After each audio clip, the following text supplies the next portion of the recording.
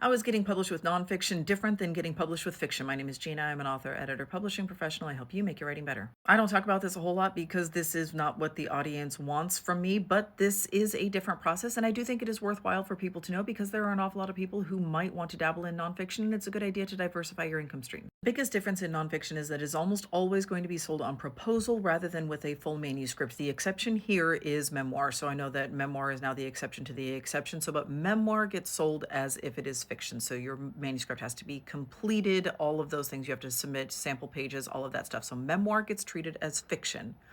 Otherwise, your nonfiction is going to be sold on proposal. But all of the other steps are the same. So instead of drafting the entire manuscript and getting feedback and going to your writing group, you are going to get feedback on just a few sample chapters. You're going to workshop ideas. You are probably going to work with other professionals in your space or in your academic program or any of those sorts of things.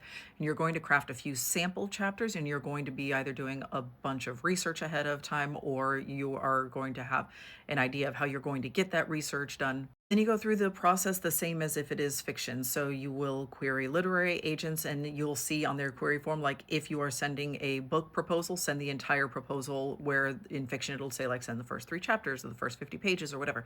Instead, you will attach your entire book proposal or copy paste your entire book proposal. Oftentimes they will be asking for attachments even at the querying stage for book proposals because they do want to see that you understand how to use like a navigable outline and how to use footnotes and things like that. And all of that formatting gets erased when it is uploaded into an online form. I'm going to tag Rachelle Gardner, who is a literary agent who does a lot of nonfiction, and on her website she has information on how to write a book proposal. Eric Smith of PS Literary also has some really great resources on how to write book proposals.